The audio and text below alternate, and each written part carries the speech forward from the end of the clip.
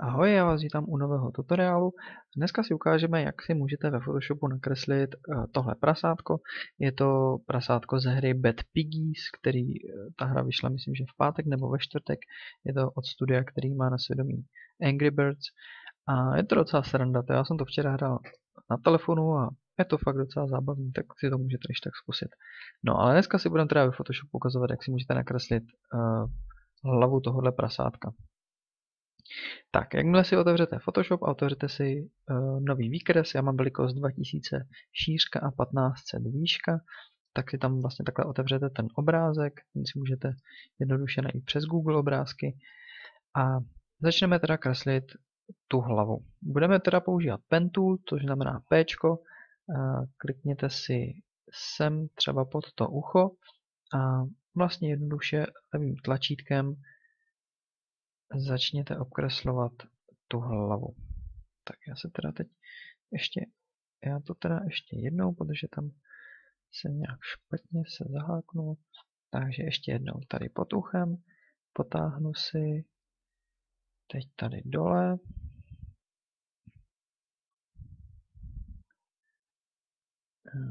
Tady dole mi to nějak nevychází, tak já to zkusím o kousek míň.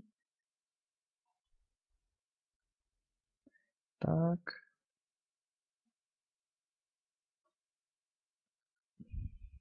Tak, teď si tady vlastně podržím Alt a kliknu vlastně na tenhle ten bod, to znamená, že budu moct tu čáru kreslit jakoby z toho bodu, nebude mi Pen Tool automaticky kreslit ji tak oblou. Tak to znamená, že tady obkreslím to ucho. Tak, teď zase podržím Alt, kliknu na polovinu, nakreslím si zbytek vlastně tady té hlavy, zase podržím Alt, kliknu. Vlastně mělo by se vám u toho Pčka, u toho pera objevit takový obrácený Včko, nějak takhle to vypadá, taková malá šipečka. Tak, teď vlastně podržím zase Alt, kliknu si sem a takhle si dokreslím to ucho. Tak, teď si vytvořím novou prázdnou vrstvu, dám si G jako plechovku s barvou, teď si dám D jako základní nastavení, to znamená, aby se mi tady objevila černá a bílá, a teď zmáčknu X, aby se mi vlastně ty barvy přehodily a vyplním, tak ještě nevyplním, tak musím si dát ještě jednou P a vlastně vytvořit výběr, tak teď to můžu vyplnit bílou barvou a mám vlastně tu hlavu nakreslenou. Tu vrstvu si přejmenuji jako hlava a posunu si vlastně pod ten obrázek s tím prasátkem, to znamená, abych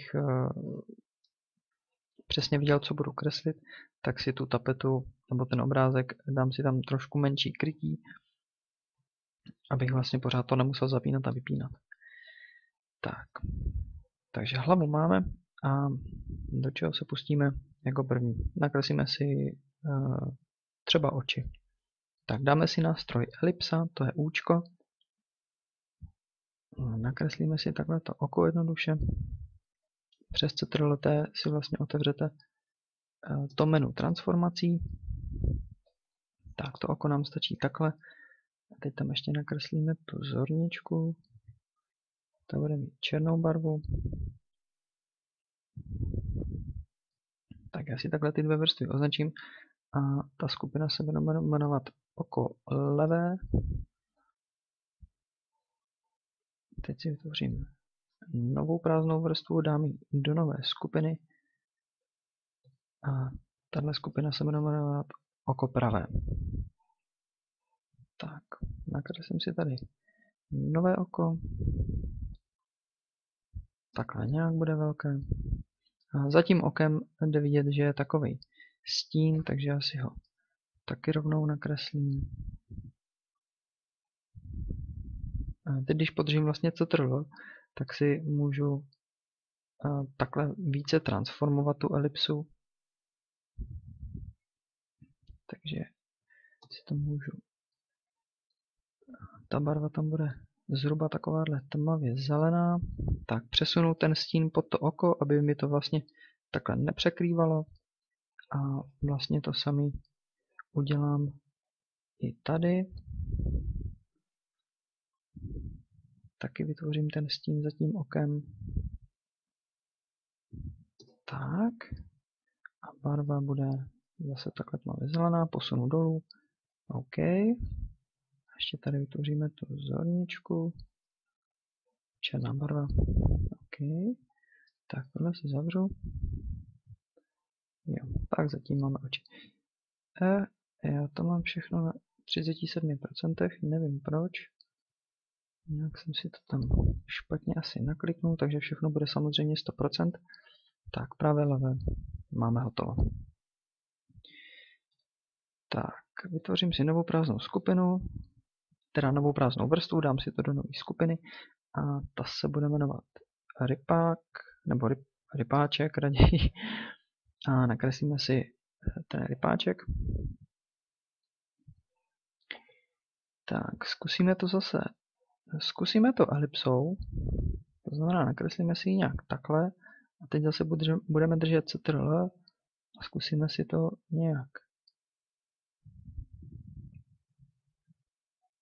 navolit zhruba nějak takhle. Pokud ve Photoshopu jste nový, tak bude to stačit takhle, nebudu vás trápit s ničím složitým. Ta barva je taková světlejší zelená, což bude asi tahle. A vlastně je vidět, že za tím rypáčkem je nějaký vytažení, takže já kliknu na vytáhnout. Velikost dám zhruba 15 a barvu dáme nějakou tmavě zelenou. OK. Mě to pořád kreslí 37%, nevím proč. Tak, rypáček máme. No, vlastně nemáme, ještě nám tady chybí ty nosní dírky, no.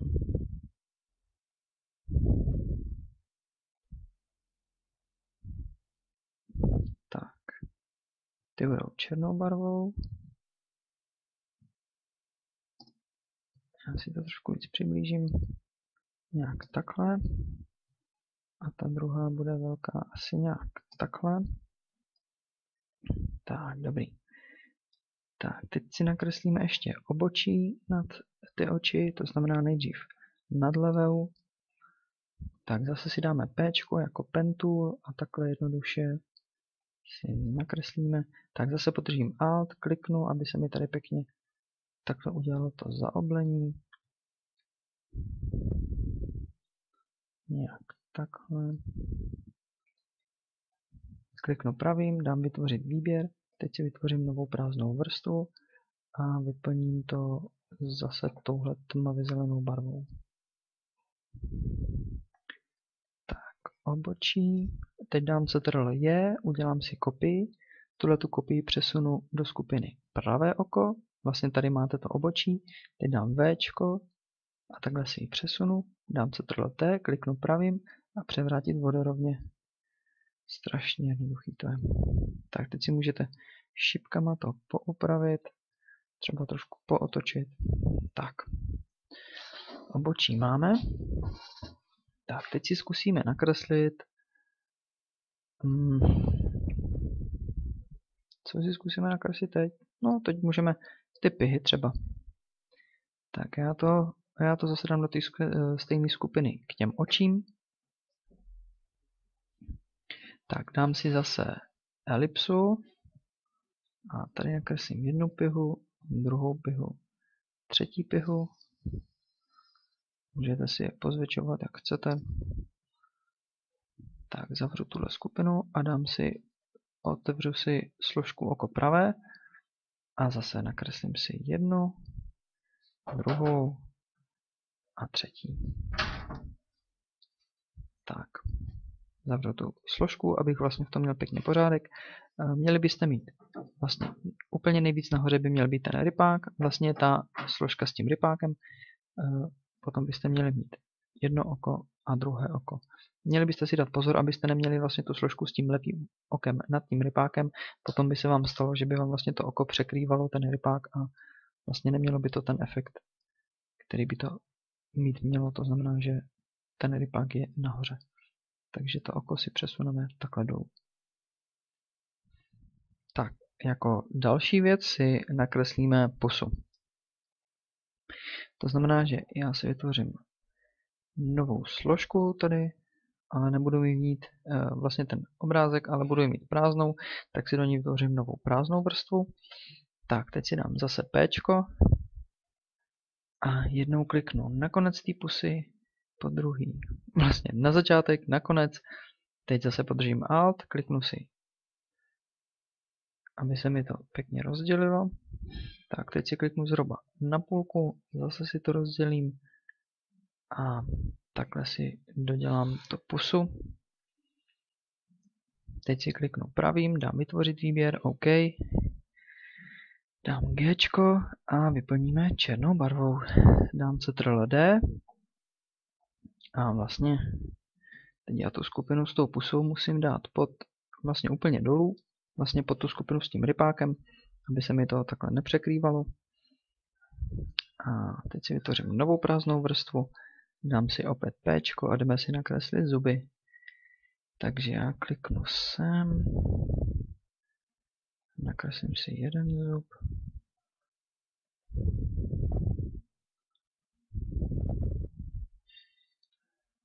Vytvořím si novou vrstvu. Vždycky byste si měli vytvářet na každý zub novou vrstvu. Kdybyste potom potřebovali jeden zub vymazat nebo ho nějak pohnout, abyste to měli co nejjednodušší. Tak, druhý zub.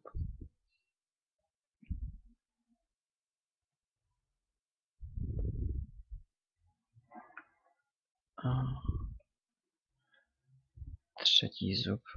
Tak, já to vidím na tom obrázku, že oni ty zuby mají nějak vytažený nějakou zase tmavě zelenou barvou. Takže dáme vytáhnout, kolik dáme, 15. A dáme tam třeba zase tuhle, dáme OK. Teď když budu chtít nakopírovat ten efekt, tak podržím Ctrl+Alt na to FX a potáhnu to vlastně na tu vrstvu, na kterou to potřebuji nakopírovat. Tak teď jde vidět, že potřebuji pohnout s tímhle zubem. Trošku ho zmenším. Asi nějak takhle.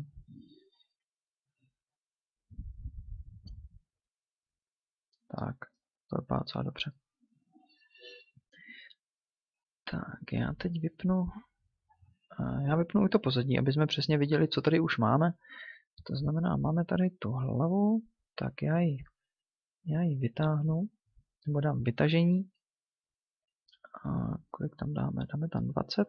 Jo, 20 vypadá docela dobře. No, klidně můžete dát 25. Tak, dáme vytažení 25 černou barvou. Nezapomeňte si teda ukládat. A tak já si to teda taky uložím. Bad piece. Tak. OK. Tak, co tam potřebujeme jako další? Jo, jako další si uděláme ten stín tady na té hlavě. To znamená, zase si dáme elipsu a nakreslíme si ho zhruba nějak takhle. Podržíme Ctrl a trošku si to zeditujeme, poupravíme. Asi nějak takhle. A barva bude zase nějaká tmavě zelená. Takže dáme takhle OK.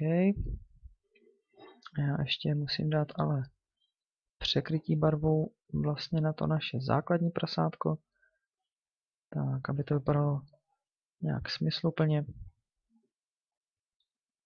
No, tohle trochu zmenšíme. Já myslím, že už to vypadá docela dobře. Já to teď dám naplno, abych viděl, jak na tom zhruba jsme. No, ty zuby máme trošku křivý, ale to vůbec nevadí.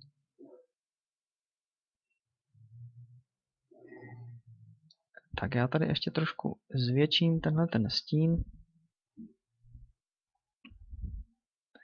Třeba nějak takhle. To, že nám vlastně se to překrývá, tak to vůbec nevadí. Dáme na to masku, to znamená, že já podržím Ctrl a kliknu vlastně na tu hlavu, na tu vrstvu s tou hlavou, aby jsem to měl takhle označený. Teď se vrátím zpátky na vrstvu s tím stínem dám na masku a vlastně takhle se mi to krásně zakryje. Tak a co tam ještě máme? Jo, ještě tady v uších tady něco máme. Takže vrátím se zpátky na hlavu a zhruba nějak takhle.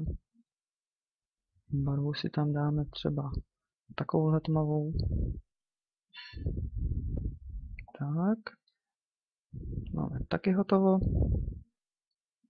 Já myslím, že dáme si to všechno do jedné vrstvy, teda do jedné skupiny. Nazveme to hlava. A co nám tam ještě chybí? Myslím, že nám tam nechybí nic, už máme snad hotovo. Tak ještě si vytvoříme to pozadí. A to se dá udělat strašně jednoduše.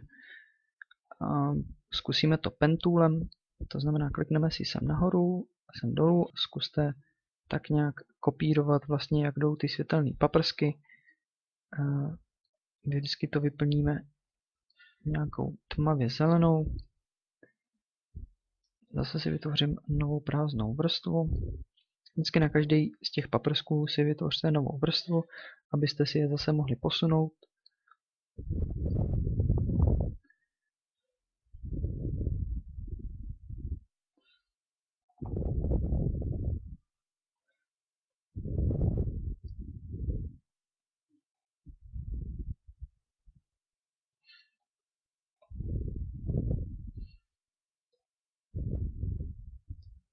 Tak.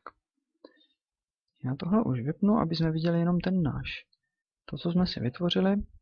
Tak, teď já vytvořím ještě jednu prázdnou vrstvu a tu vyplním takovouhle světlou.